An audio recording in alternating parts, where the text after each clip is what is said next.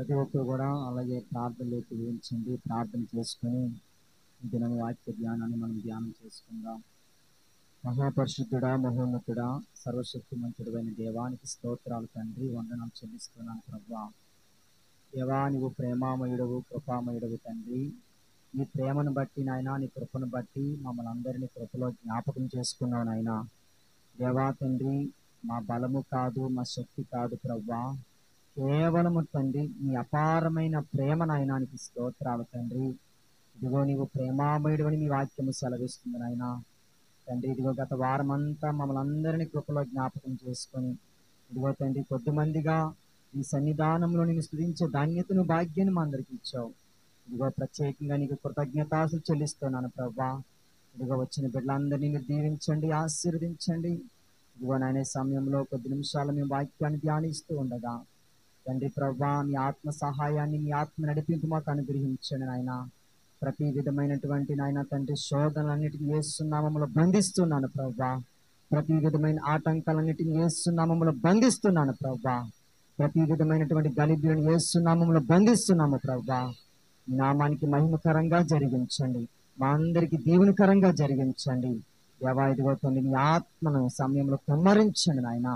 ఈ పరిశుద్ధాత్మ సహాయం అందరికి అనుగ్రహించమని, ఎందరైతే ఈ మాటలు వింటున్నారో ప్రభా, ప్రతి ఒక్కరిని పేరు పేరున మీరు దీవించి ఆశీర్వదించమని యేసు పరిశుద్ధ నామమున ఈ ప్రార్థన మనవులు అడిగి వేడుకుంటున్నాను తండ్రి, ఆమేన్. దేవునికి మహిమ కలుగును గాక. హల్లెలూయా. ప్రియారా, మరి మనం కూర్చుందాము చక్కగా. సౌండ్ అస్సలు బాగాలేదండి, సౌండ్ అస్సలు సరిగ్గా రావట్లేదు, ఏంటో అర్థం కావట్లేదు. తర్వాత మైకులు కూడా బాగాలేవు. మొత్తం మొన్నే 5 మైకులు రిపేర్ చేయించుకొచ్చాను. మొత్తం మైకులన్నీ కింద పడేశారు. ఒక్కటే, అది కూడా 2 పనిచేస్తున్నాయి. ఇలా మరి మంచి మైకులు దేవుడు సంఘానికి దయచేయను గాక. ఇలా మరి మందిరంలో చాలా అవసరతలు ఉన్నాయి. కిటికీలు పెట్టాలి, దారబంధం పెట్టాలి, బాత్రూమ్ డోర్ పెట్టాలి. దయచేసి మీరు ప్రార్థన చేయండి, దేవుడు అద్భుతం చేస్తాడు. నేను కూడా మరి మందిరం కార్యక్రమాల కొరకు, మందిరం పనుల కొరకు నేను ప్రార్థన చేస్తున్నాను. అనుదిన ప్రార్థనలో కూడా మీరు జ్ఞాపకం చేసుకోవాల్సిందిగా మనం చేస్తున్నాను. ప్రియరా, మరి ప్రతిరోజు కూడా 1 గంట దేవుని సన్నిధిలో ప్రార్థన చేయడానికి రమ్మని చెప్పాను. ఎంతమంది వస్తున్నారు? చేతులు ఎత్తి చూపించండి. రోజుకి 1 గంట. దేవుడు మనకు 24 గంటలు ఇచ్చాడు. మన కోసం మనము 23 గంటలు ఖర్చు పెట్టుకున్నా 1 గంట మనము దేవునికి ఇవ్వాలని నేను చెప్పడం జరిగింది. బైబిల్ ప్రకారంగా అయితే ఉన్న సమయం అంతా దేవునికి ఇవ్వాలి. పాత నిబంధన ప్రకారంగా అయితే నువ్వు 3 గంటలు దేవుని సమయానికి దేవునికి ఇవ్వాలి. రోజుకి 3 గంటలు దేవునికి ఇవ్వాలి. క్రొత్త నిబంధన ప్రకారంగా నీకున్న సమయం అంతా దేవునికి ఇవ్వాలి. ప్రియరా, రెండిట్లోకి మనము ఏది పాటించలేకపోతున్నాం. అందుకే నేను కూడా ఆలోచన చేసి ఒక మాట మీకు జ్ఞాపకం చేశాను. రోజుకి 1 గంట మాత్రమే, 1 గంట మన దేశం కొరకు, మన ప్రాంతాల కొరకు, నశించిపోతున్న ఆత్మల కొరకు రోజుకి 1 గంట కనుక మనము ప్రార్థన చేయగలిగితే దేవుడు గొప్ప కార్యాలు చేయడానికి ఆయన సిద్ధంగా ఉన్నాడు. మరి 1 గంట కూడా మనం ప్రార్థన చేయలేకపోతున్నాం అంటే మనం ఏ స్థితిలో ఉన్నామో మనకు మీరు పరిశీలన చేసుకోండి. మరి నేను రోజుకి 4 గంటలు ప్రార్థనలో గడపాలని తీర్మానం తీసుకున్నాను. ఆ రీతిగానే రోజు 4 గంటలు మరి ప్రార్థనలో గడుపుతున్నాను. దేవునికి స్తోత్రం కలుగును గాక. ప్రియరా, మరి మందిరంలో చెప్తున్న ప్రతి మాట మీ యొక్క క్షేమం కొరకే నేను తెలియజేస్తాను. కాబట్టి ఇది మీ యొక్క ఆత్మీయ జీవితానికి ఎదుగుదల కొరకు మీరు మాటలు తీసుకోండి. అలాగే మరి మరొక అంశాన్ని జ్ఞాపకం చేస్తున్నాను. మరి మీటింగ్స్ కొరకు మనం చాలా దినాలు మన మందిరంలో అనౌన్స్మెంట్ చేస్తున్నాం. వేరే మరి అద్భుతకరంగా మంచి దైవజనులు మన ప్రాంతానికి రాబోతున్నారు. మరి 29, 30, 31 3 రోజులు మన మందిరంలో మీటింగ్ జరగబోతున్నాయి, ఉపవాస కూడికలు.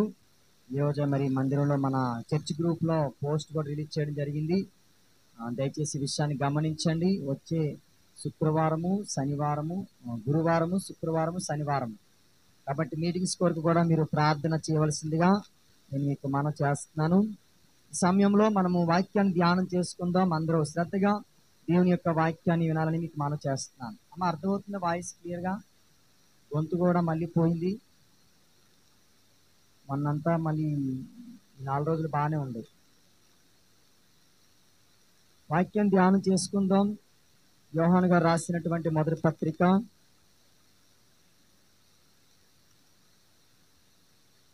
యోహాను గారు రాసిన మొదటి పత్రిక 4వ అధ్యాయము 7వ వచనం చదువుదాం. మైక్లో చదువు. మైక్ ఆన్ చేసి.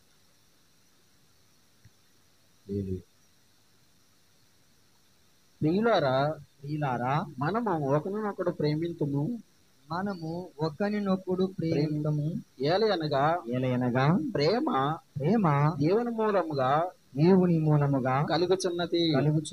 ప్రేమించు ప్రతివాడును దేవుని మూలముగా పుట్టినవాడై దేవుని ఎరుగును. దేవుడు ప్రేమ స్వరూపి, ప్రేమ లేనివాడు దేవుని ఎరగడు. మనము ఆయన ద్వారా జీవించినట్లు దేవుడు తన అద్వితీయ కుమారుడిని లోకమునికి పంపెను. దీని వలన దేవుడు మనయందు ప్రత్యక్షపరచబడును. దేవునికి మహిమ కలుగును గాక. హల్లెలూయా. ప్రియులారా, ఇక్కడ పరిశుద్ధాత్ముడు ప్రేమ గురించి చాలా విషయాలు రాయించాడు. మనము ఒకరినొకరు ప్రేమించుకుంటున్నాం.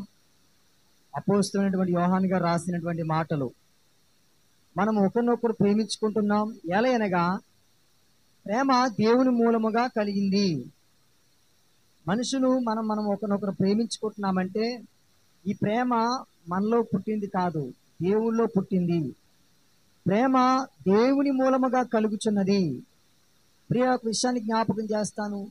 దేవుడు మనుషులను ప్రేమించకపోతే ఈరోజు మనుషుల మధ్య ప్రేమ ఉండేది కాదు. దేవుడు మొట్టమొదటిగా మనుషులను ప్రేమిస్తున్నాడు కనుక ఈ భూమి మీద భర్త భార్యను, భార్య భర్తను, అలాగే తల్లిదండ్రులు పిల్లలను, పిల్లలు తల్లిదండ్రులను, అలాగే సమాజంలో ఒకరినొకరు మనము ప్రేమించగలుగుతున్నాం. అంటే మొట్టమొదటిగా ప్రేమ దేవుని దగ్గర నుండి ప్రారంభమైంది. దేవుడు మనను ప్రేమిస్తున్నాడు కాబట్టి ఈ భూమి మీద ఇంకా ప్రేమ కనబడుతుందో ప్రియారా? ఇంకా మంచి మాటలు రాయబడ్డాయి. ప్రేమించు ప్రతివాడును దేవుని మూలముగా పుట్టినవాడై దేవుని ఎరుగు. అంటే ఈ భూమి మీద ఎవరైతే ప్రేమిస్తున్నారో, ఇతరులను ప్రేమిస్తున్నారో, ఇతరులకు సహాయం చేస్తున్నారో, ఇతరుల యొక్క ఇబ్బందుల్లో కష్టాల్లో వారిని ఆదుకుంటున్నారో వారు ఎవరంట? దేవుని మూలముగా పుట్టిన వారట. అంత మాత్రమే కాదు, వారు దేవుని ఎరిగిన వారు. ఒక వ్యక్తిని ప్రేమిస్తున్నాడంటే, ఒక వ్యక్తి మరొక వ్యక్తికి సహాయం చేస్తున్నాడంటే ఆ వ్యక్తి దేవుని ఎరిగిన వాడు, ఆ వ్యక్తి దేవుని మూలముగా పుట్టినవాడని వాక్యము సెలవిస్తుంది. ఈరోజు ప్రియరా, చాలా మంది మేము దేవుని మూలముగా పుట్టిన వారమండి, మేము క్రైస్తవులమండి, మేము దేవుని బిడ్డలమండి అని చెప్పుకుంటూ వారి జీవితంలో ప్రేమ లేకుండా గడుపుతున్నారు. ఇక్కడ వాక్యం తెలియజేస్తుంది, నువ్వు ప్రేమిస్తున్నావంటే నువ్వు దేవుని మూలముగా పుట్టినవాడు కాబట్టి, నువ్వు దేవుని ఎరిగినవాడు కాబట్టి, ఎరిగినదానో కాబట్టి నువ్వు ప్రేమిస్తున్నావు అని వాక్యం సెలవిస్తుంది. కానీ మనం ఆలోచన చేస్తే దేవుని మూలముగా పుట్టినవారు, దేవుని ఎరిగిన వారు అలా ప్రేమిస్తున్నారా లేదా? వారిలో ఆ ప్రేమ లక్షణాలు కనబడుతున్నాయా లేదా? ఒకసారి మనం ఆలోచన చేసుకుందాం ప్రియారా. నేనంటాను, మనుషులను ఒకరినొకరు ప్రేమించుకోలేకపోతే మనము దేవుని ఎలా ప్రేమించగలము? మన కళ్ళ ముందు కనబడుతున్న ఒక మనిషినే మనము ద్వేషించుకుంటూ, అసహించుకుంటూ, పగ పెంచుకుంటూ, ఈర్ష్య పెంచుకుంటూ ఉంటే మనకు దేవుని మీద ఎలా ప్రేమ కలుగుతుంది? ఒక వ్యక్తిని నువ్వు ఎప్పుడైతే ప్రేమిస్తావో, ఒక వ్యక్తి మీద నీకు ఎప్పుడైతే మంచి అభిప్రాయం ఉంటుందో, ఒక వ్యక్తి మీద ప్రియరా ఆ వ్యక్తి మీద ఎప్పుడైతే మనకు ద్వేషం ఉండకుండా ఉంటుందో మనకు దేవుని మీద ప్రేమ కలుగుతుంది. దేవునికి స్తోత్రం కలుగును గాక. దేవుని వాక్యము తెలియజేస్తుంది, దేవుడు ప్రేమ స్వరూపి. మన దేవుడు ఏమై ఉన్నాడంటే ఆయన ప్రేమ అయి ఉన్నాడు. ఆయన ప్రేమ అయి ఉన్నాడు. ప్రియరా, మీ అందరికి చిన్న ఎగ్జాంపుల్ చెప్తాను. ఇప్పుడు పురుషులకి సర్వసాధారణంగా ఒక ఇంటి పేరు ఉంటుంది, స్త్రీలకు రెండింటి పేర్లు ఉంటాయి. వివాహం కానంత వరకు నీ ఇంటి పేరు ఏంటమ్మా అంటే మీరు ఏం చెప్తారు? మా నాన్నగారి ఇంటి పేరే నా ఇంటి పేరండి అంటావు. అంటే నువ్వు మీ నాన్నగారి ఇంటి పేరు నీ ఇంటి పేరు, నా నాన్నగారి ఇంటి పేరు నా ఇంటి పేరు. అలాగే మరి నువ్వు నీ దేవుడు ప్రేమాస్వరూపు అయినప్పుడు నువ్వు కూడా ఎలా ఉండాలి? ప్రేమాస్వరూపురాలిగా ఉండాలి కదా. నువ్వు కూడా ఆ ప్రేమ లక్షణాలు కలిగి ఉండాలి కదా. మీ నాన్నగారు ఒక ఇంటి పేరు నీది ఇంకొక ఇంటి పేరు అయితే, నీ భర్తది నీ ఒక ఇంటి పేరు ఒకటి నీ ఇంటి పేరు ఒకటి అయితే అక్కడ అసలు అర్థం పర్థం ఉందంటారా? మా ఆయన గారి ఇంటి పేరు ఇంకోటండి, ఇదిగో మా ఇంటి పేరు ఇంకోటండి, మా నాన్నగారి ఇంటి పేరు ఇంకోటండి అంటావా? వివాహం కానంత వరకు తండ్రి ఇంటి పేరే స్త్రీలకి ఆ ఇంటి పేరు ఆపాదించబడుతుంది. వివాహం అయిన తర్వాత ఏంటి ఆ తండ్రి భర్త ఇంటి పేరు ఏదైతే ఉందో అదే నీ ఇంటి పేరు. నీ ఇంటి పేరు ఇంకొకటి ఉండదు. ఆధార్ కార్డులో కానీ దేంట్లో కానీ ఏంటి వైఫ్ ఆఫ్ ఏమని రాస్తారు? నీ భర్త ఇంటి పేరుతో పాటు నీ పేరు వస్తుంది. ప్రియరా, నీ తండ్రిది లేకపోతే భర్తది కానీ ఇంటి పేరు ఏదైతే ఉందో అదే మనకు వచ్చినప్పుడు మన తండ్రి ఎవరు? దేవుడు. ఆయన ఏమై ఉన్నాడు? ప్రేమ అయి ఉన్నాడు. ఆయన ప్రేమ అయి ఉన్నప్పుడు మనం కూడా ఏమై ఉండాలి? ప్రేమ అయి ఉండాలి. క్రీస్తు సంగమునకు శిరస్సు. ఆయన పెండ్లి కుమారుడు వలె రెండవ రాకడ రాబోతున్నాడు. సంఘం ఎవరు? సంఘం ఎవరు? వధువు.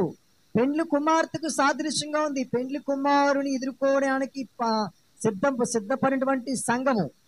ఈ సంఘము పెండ్లి కుమార్తె. ఇప్పుడు పెండ్లి కుమార్తె ఇంటి పేరు ఏంటి? క్రీస్తు ఇంటి పేరు ఏంటో, క్రీస్తు పేరేంటో సంఘానికి కూడా అదే ఇంటి పేరండి. దేవునికి స్తోత్రం కలుగును గాక. భౌతికంగా మనకి ఎన్నో పేర్లు ఉండొచ్చు కానీ ఏంటి క్రీస్తు పేరేంటి? ప్రేమ. ఏంటి ఆయన ఇంటి పేరు అదే అయినప్పుడు మనం అంతా సంఘం కదా, వధువు సంఘం కదా, వధువు కదా మనం అందరం కలిసి. ఈ వధువు ఇంటి పేరు ఏమై ఉండాలి చెప్పండి? క్రీస్తు పేరై ఉండాలి. ప్రియరా, ఏంటి క్రీస్తు మన ఎంతగానో ప్రేమిస్తున్నాడో అందుకే ఆయన మన కోసం ప్రాణం పెట్టేశాడండి. ఆయన మనల్ని ఎంతో ప్రేమిస్తున్నాడు. ఆయన అందుకే ఆయన రక్తం చిందించాడు. క్రీస్తు మనల్ని ప్రేమిస్తున్నాడు కాబట్టే ఆయన నీ కొరకు అవమానాలు భరించాడు, నీ కొరకు నిందలు భరించాడు, నీ కొరకు శ్రమలు ఓర్చుకున్నాడు. ఆయన నీ కొరకు కొరడా దెబ్బలు తిన్నాడు, నీ కొరకు ఉమ్ము వేయించుకున్నాడు. ఆయన నీ కొరకు రక్తం కార్చాడు,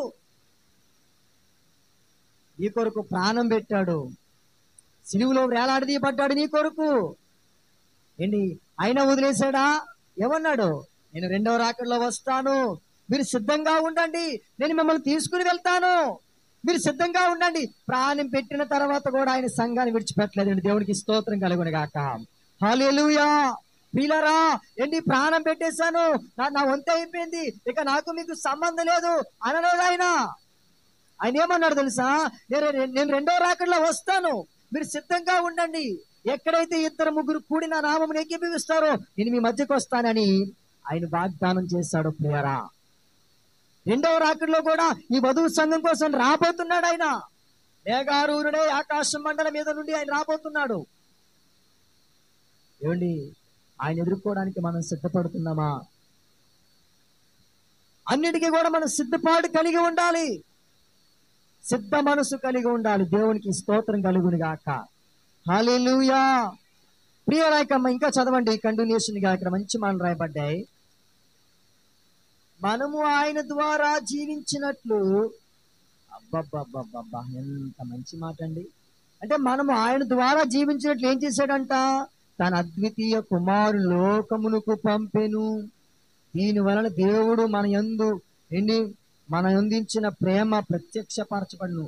దేవుడు మనల్ని ప్రేమిస్తున్నాడు, దాన్ని ఎలా వ్యక్తపరుస్తున్నాడు ఆయన? ఏమండి,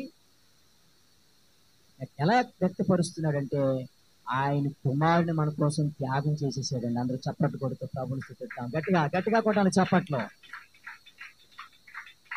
ఆయన తన ప్రేమను వ్యక్తపరచడానికి తన కుమారుని త్యాగం చేశాడు. ఆయన దీన్ని బట్టే ప్రేమ ప్రత్యక్షపరచబడిన అంటున్నాడు. అప్పుడప్పుడు చూడండి, నేను ప్రేమిస్తున్నాను, ఇదిగో పెన్ గిఫ్ట్ అంటాం. పనికిమాలి ప్రేమ, అది దొంగ ప్రేమ. మనుషుల ప్రేమలో మాయ ప్రేమలో, ఈ మనుషులు మాయ ప్రేమలో పడిపోయి జీవితాలు నాశనం చేసుకుంటున్నారు. మాయ ప్రేమ ప్రియారా, అది దేవుని పరిశుద్ధమైన ప్రేమ కాదు. ఏంటి పెన్ గిఫ్ట్ అంటారు, చాక్లెట్ గిఫ్ట్ అంటారు, ఓ డైరీ గిఫ్ట్ అంట, ఇంకేవేవో గిఫ్ట్ ఇచ్చేస్తుంటారట. ప్రేమించేస్తున్నాను, నిన్ను ప్రేమించేస్తున్నానని. నేనంటాను ప్రియారా, ఏంటి నిజమైన ప్రేమ ఏదైనా ఉందా అంటే అది దేవుడు మనలను ప్రేమించే ప్రేమే ప్రియారా. ఏంటి ఆయన ప్రేమలో కల్మషం లేదు, ఆయన ప్రేమలో స్వార్థం లేదు, ఆయన ప్రేమ అపవిత్రమైనది కాదు.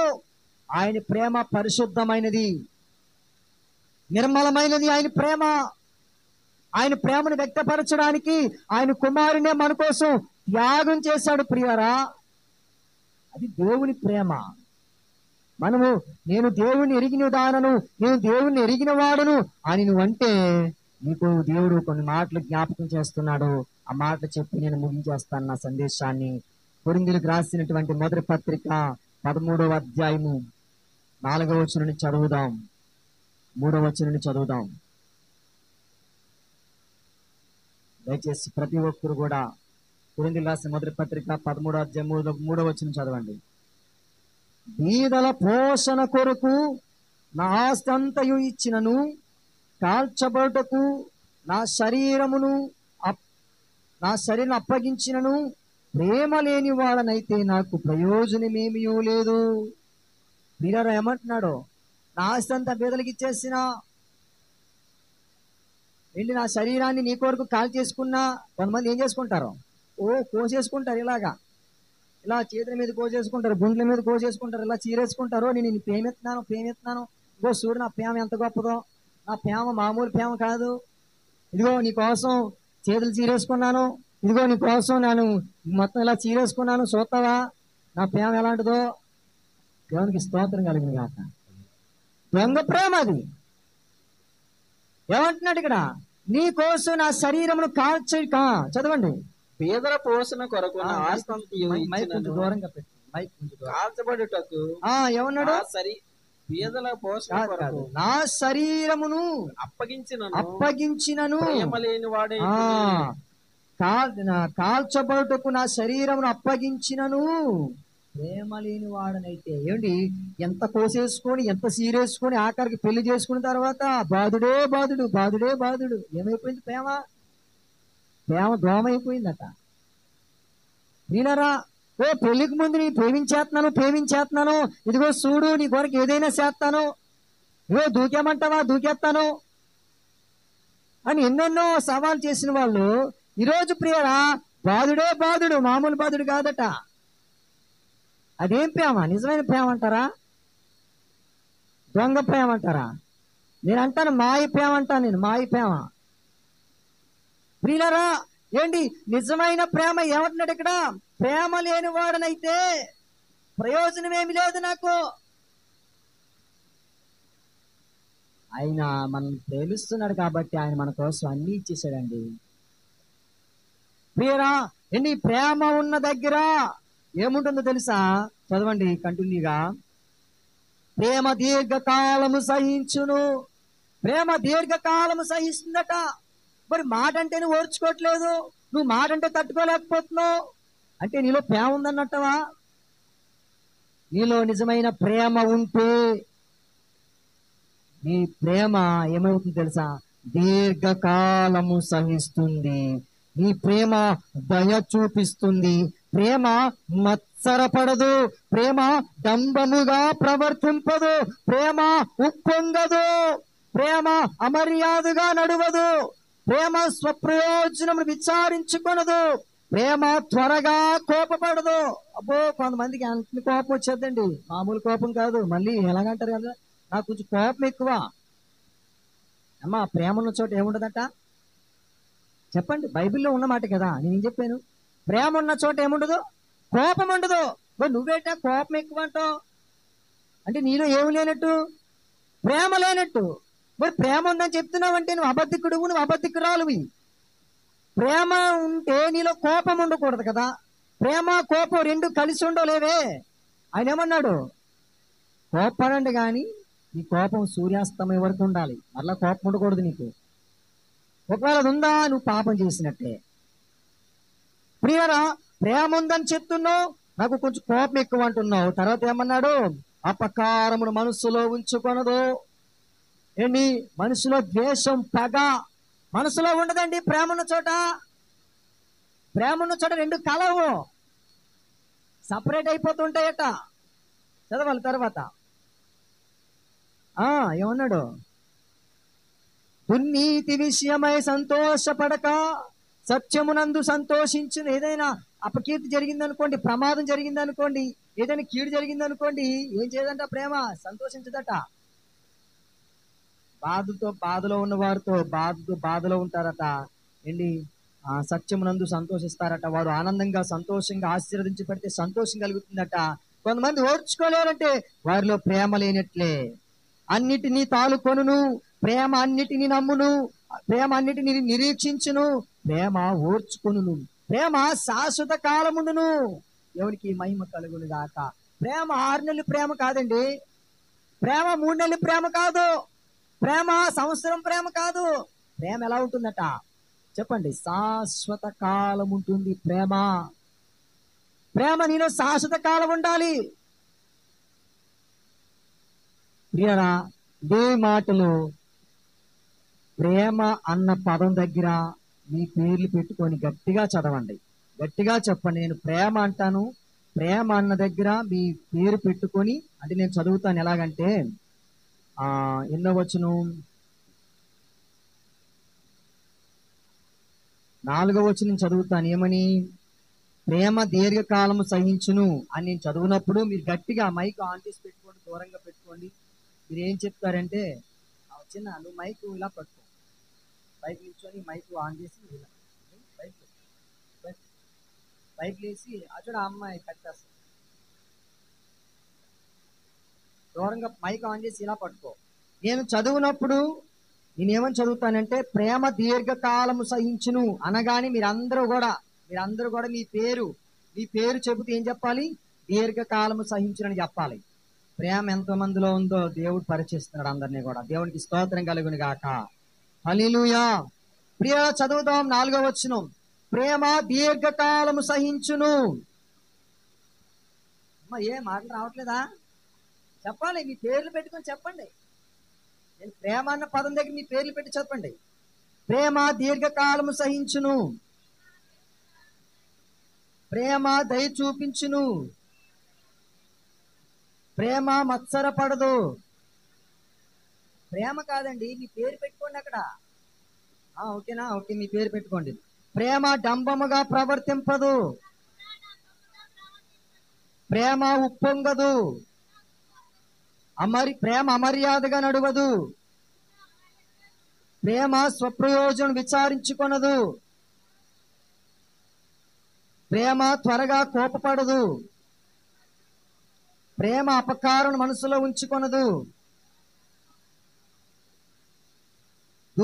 దుర్నీతి విషయమై సంతోషపడక సత్యమునందు సంతోషించును. పోనీ మీకు రావట్లేదా? నేనని పెట్టుకోండి అమ్మా, నేనని పెట్టుకోండి. ఈసారి మరలా ఫస్ట్ నుంచి వద్దాం. 10వ పర్లేదు, ఈరోజు ఫస్ట్ నుంచి 4వ వచనం నేనని పెట్టుకోండి.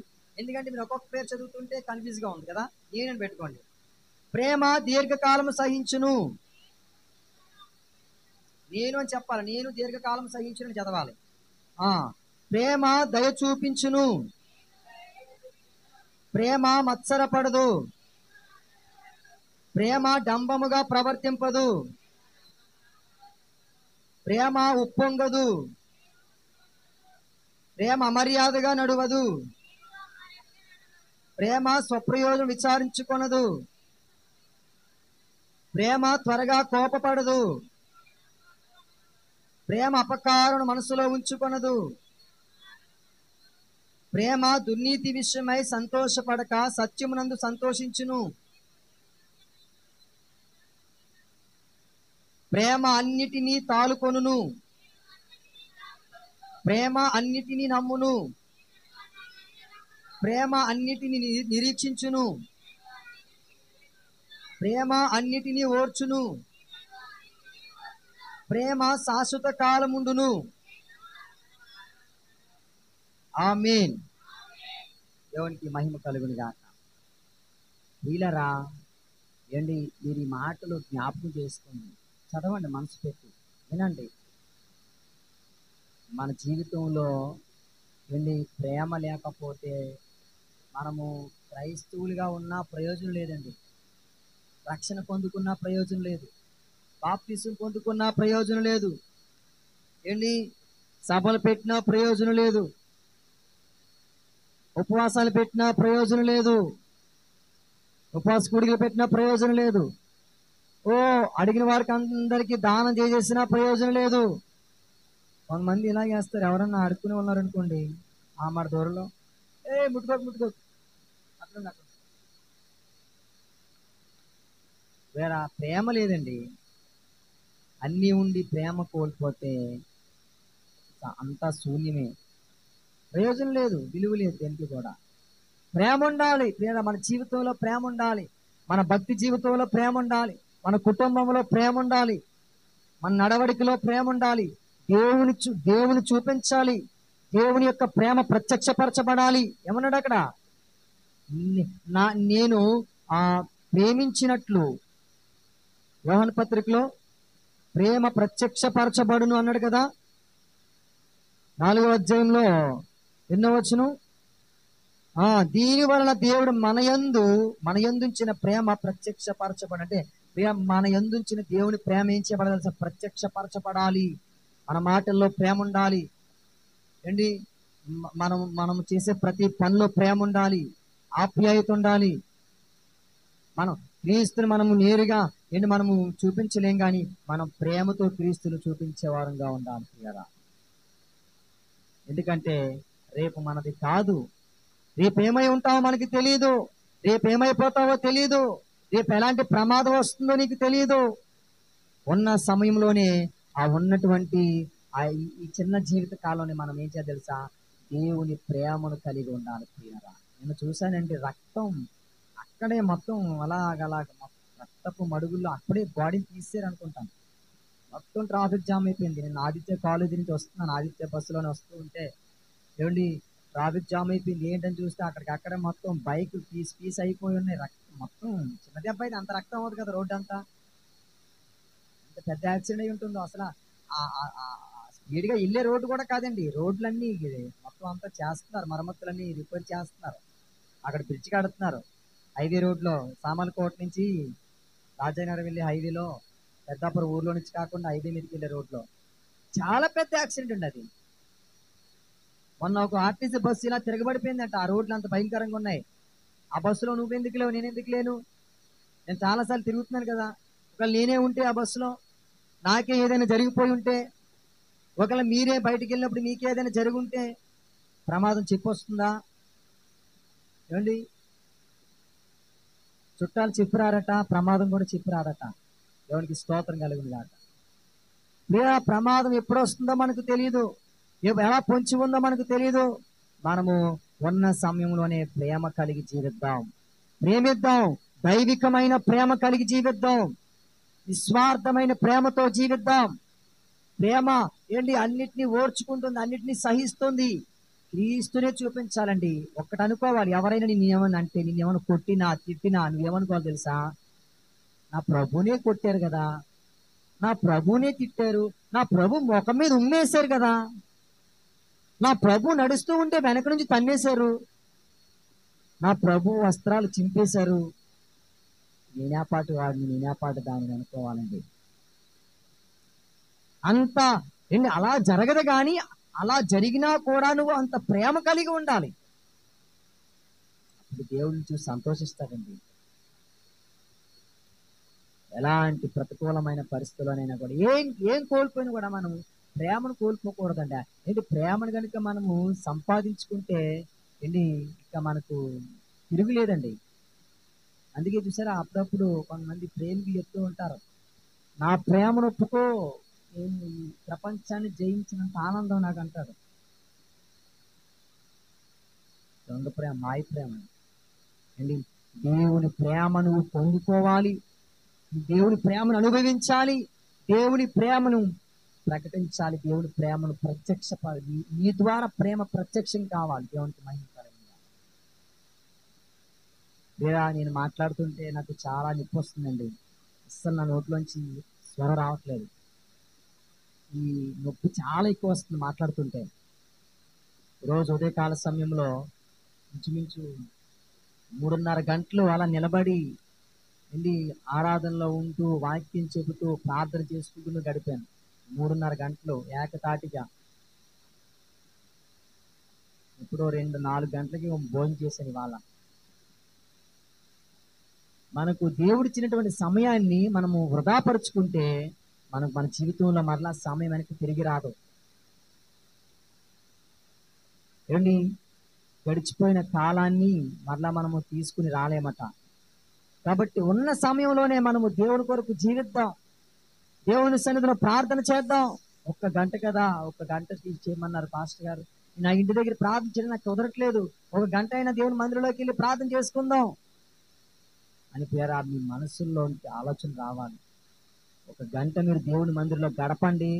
మీరు 1 నెల రోజుల తర్వాత మీ జీవితంలో, మీ కుటుంబంలో ఎలాంటి అద్భుతాలు మీరు చూస్తారో మీరే సాక్ష్యాలు చెప్తారండి. అమ్మా సాక్ష్యాలు చెప్పకండి అమ్మా, టైం అయిపోయిందన్నమ్మా కూడా మీరు సాక్ష్యాలు చెప్పకుండా ఉండలేరు. ఎందుకంటే అన్ని అద్భుతాలు, అన్ని ఆశీర్వాద కార్యాలు మీరు చూస్తారు. దేవునికి మహిమ కలుగును గాక. అందరూ లేచి నిలబడదాం, ఆఖరిగా ప్రార్థన చేసుకుని ముగించుకుందాం.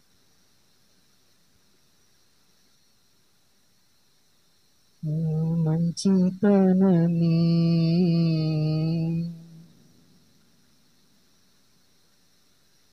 ప్రేమ, అగాపే ప్రేమ, ప్రేమ అగాపే ప్రేమ, ప్రేమ అగాపే ప్రేమ, యేసు ప్రేమ. ప్రేమ అగాపే ప్రేమ, ప్రేమ అగాపే ప్రేమ, ప్రేమ అగాపే ప్రేమ, యేసు ప్రేమ. నీతో ఉండుటయే ఆశయ్యా, నీలా ఉండాలని వాంఛయ్యా. నీతో ఉండుటయే ఆశయ్యా, నీలా ఉండాలని వాంఛయ్యా. నీ మెల్లని స్వరము నాలో వినబడగా ఆదరణ కలుగునయా, సంతోషం దొరుకునయా. నీ మెల్లని స్వరము నాలో వినబడగా ఆదరణ కలుగునయా, సంతోషం దొరుకునయా. ప్రేమ అగాపే, అందరూ చప్పట్లు కొడుతూ ఉజ్జీవంగా, ప్రేమ అగాపే ప్రేమ, యేసు ప్రేమ. ప్రేమ అగాపే ప్రేమ, ప్రేమ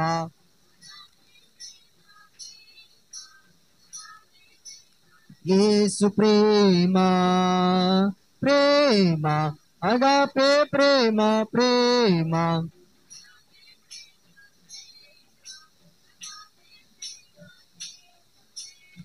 మరొకసారి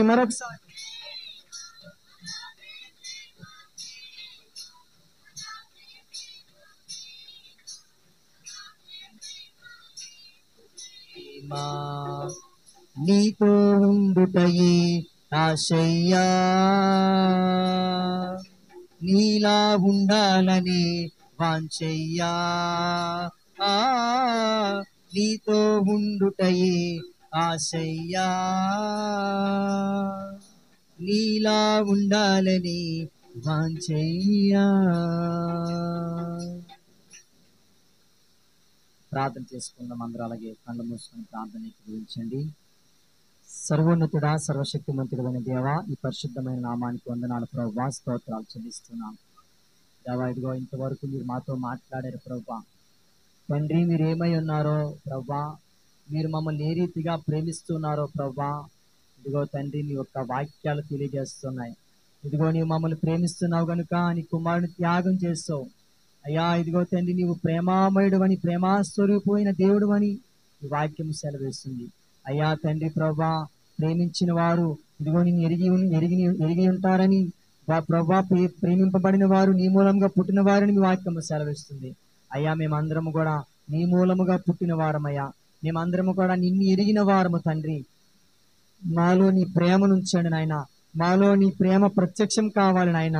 దేవా, ఇంతవరకు నాయన మేము ఇతరులను ప్రేమించలేకపోయామేమో అయ్యా, దయచేసి మమ్మల్ని క్షమించండి, మన్నించండి. మా పాప దోష అతిక్రమములన్నింటినీ మన్నించమని ప్రార్థిస్తున్నామయ్యా. అయ్యా, ఇక నుంచి ఇతరులను ప్రేమించే మంచి మనసు మా అందరికి దయచేయమని ప్రార్థిస్తున్నాను ప్రభా. అయ్యా తండ్రి, ఇతరులను ప్రేమించే మనసును మాకు దయచేయమని ప్రార్థిస్తున్నాను. సహాయం దయచేయండి. ఇదిగో నాయనా తండ్రి ప్రభా, ఇదిగో రేపటి దినాన విశ్రాంతి దినము, పునరుద్ధాన దినము నాయనా. దేవా, ఇదిగో ప్రతి ఒక్కరిని మీరు సిద్ధపరచండి. ఊరు వచ్చిన బిడ్డలందరినీ దీవించండి. ఇదిగో మా తుమ్ములపేట ప్రాంత ప్రజలందరినీ దీవించండి. మా కాకినాడ పట్టణాన్ని దీవించండి. అధికారుల కొరకు, నాయకుల కొరకు ప్రార్థిస్తున్నాను ప్రభా.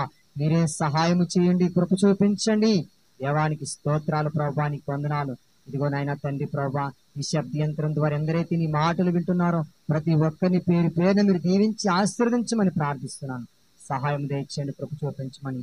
ఇదిగో నాకును కూడా తండ్రి మంచి ఆరోగ్యము దయచేయమని సమస్త మహిమ ఘనత ప్రభావాలు మీకే చెల్లిస్తూ యేసు పరిశుద్ధ నామమున ఈ ప్రార్థనలు అడిగి వేడుకుంటున్నాను తండ్రి, ఆమేన్. అందరికీ వందనాలు. దేవుడు మిమ్మల్ని అందరినీ దీవించును గాక. రేపటి దినము ఆరాధన 9:30కు దయచేసి అందరూ సమయానికి రావాల్సిందిగా మీకు మనవి చేస్తున్నాను.